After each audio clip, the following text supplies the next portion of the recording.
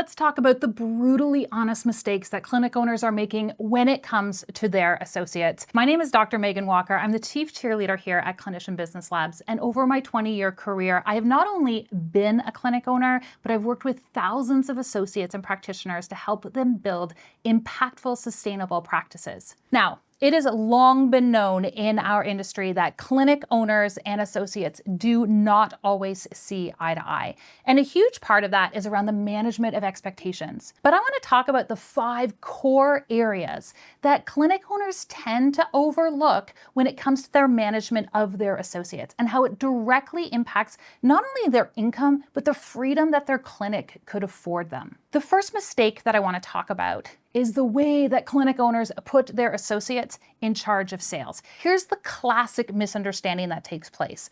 The clinic owner wants the associates to drive their own practice because, let's face it, they are their own small business. But the associate joined the practice in the first place with the expectation that part of the overhead and part of the split that goes back to the clinic is going to be for the promotion of their practice. Part of why they chose your clinic is because of your incredible reputation, because they know that you have skin in the game. The reality is most associates are choosing to step into that role because they do not want to own the business. They do not want to incur the risk of having the overhead. And frankly, they are in a low risk, low skin in the game situation. There's one core thing associates should be responsible for when it comes to metrics in your business, and that is retention.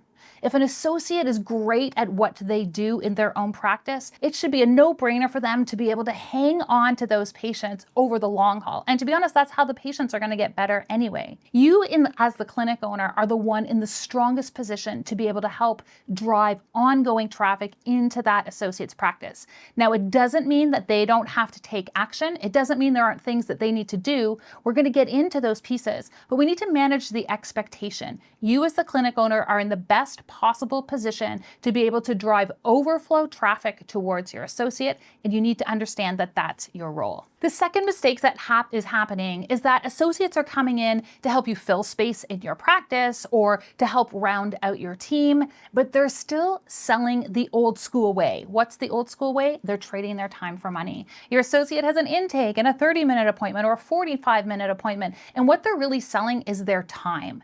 You are putting your associate at a massive disadvantage in the landscape of healthcare today if you are not giving them the knowledge of and speaking to this idea of having a methodology or system of care. We've spoken about this at length within our ecosystem. Long gone are the days where consumers are looking to buy your time. They are looking to acquire a transformation. One of the things that will accelerate the growth of your associate in your practice is teaching them and encouraging them to have a methodology or a signature care system. This could be a matter of them deploying your system because you have so much demand for your time, or they could develop their own system that works in a complementary manner to you. Either way, you need to transition your associate away from selling their time into selling a system of care, and it will make the sale and the engagement of new patients infinitely more simple for them moving forward. Now, mistake number 3 that clinic owners are making with their associates is they are confusing online presence with a tool for growth. See, having a website and being findable online and having a personal brand that is searchable on LinkedIn or Instagram, these are table stakes for running a business in 2025 or onwards. Having those things and having those things look professional online is not going to drive growth in anyone's business.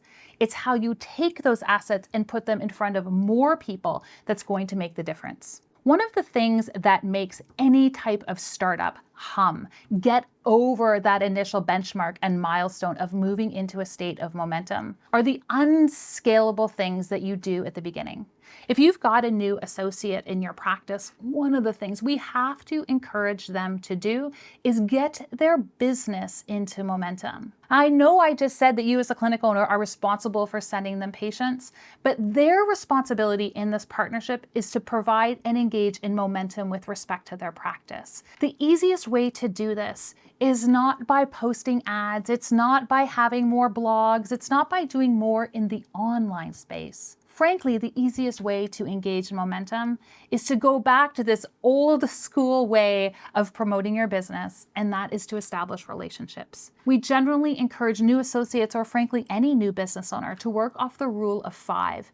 And that is to find 5 referral sources who can start to feed your practice. Now, you can see if we're engaging in a new potential referral source, how critical it is that we're selling something like a system of care. It now gives us something to talk about. And when we're selecting those 5 people, our typical recommendation for a new associate is that those 5 people, the first 3 are in the medical field. Maybe if it's a naturopathic doctor, you're talking to a chiro, or you're talking to a physio, or you're talking to the medical doctor down the street.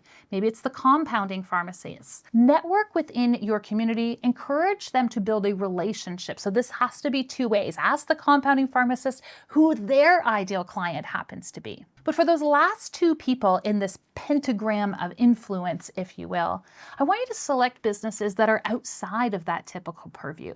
I want you to be mindful about encouraging them to network with individuals who are complementary and not competitive to what you do as a practitioner. When I was seeing patients, my #1 referral source in my practice, where I worked with highly influential individuals to take their health and their brain to the next level, my best referral partner was the divorce coach down the street. She worked with wealthy women. She worked with women who are going through a high degree of stress, women who understood and wanted to have their health as an ally as they moved through that process.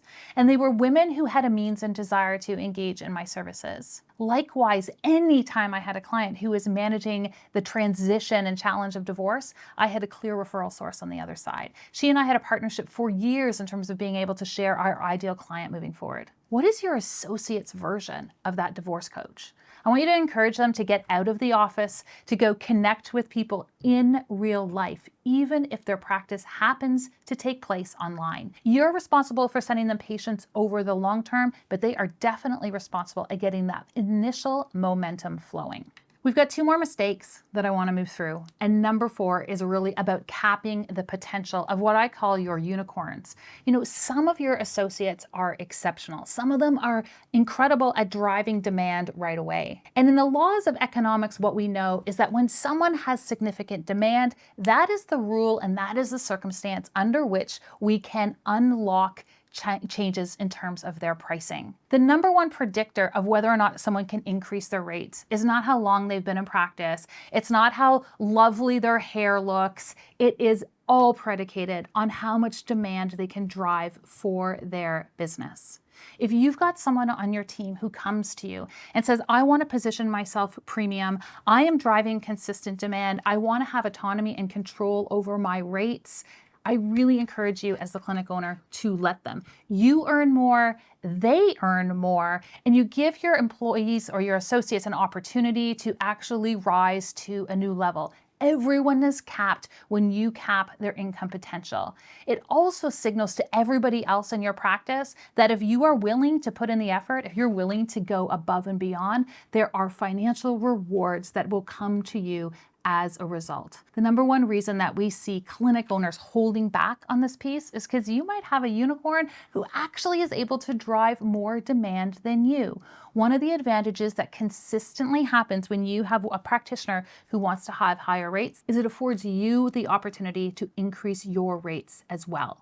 And as a bonus suggestion here, one of the things I want to bring your attention to is this idea that you as the clinic owner, one of the things you get access to simply by wearing that hat is the opportunity to have rates higher than everyone else. So if there is a unicorn in your clinic who wants to drive their rates higher, know that that unlocks the capacity for you to do the same. You're always going to want to be a little bit ahead of the rest of your associates. It's how you leverage your position as a rainmaker, and it's actually how you drive more traffic to the rest of your team.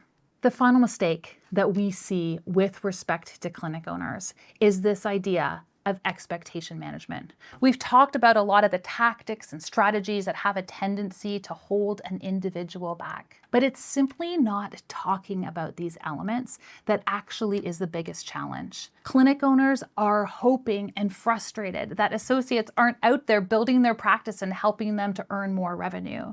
And associates similarly sometimes lack the skill or the life experience or even the confidence to approach you as a clinic owner and ask about how they can achieve more growth and flow within their practice. Having an open line of both communication and clear expectations of how everybody wins within your ecosystem is ultimately how you build a practice that is going to continue to grow. So here's what I want to know from you. One, have you subscribed to my channel? And number two, what's one of the mistakes you have made as a clinic owner that you wish you could share with other people? Make sure you comment on those pieces below and grab the resources that we have available where you can check in with our healthy practice checklist to see whether you are on track for growth.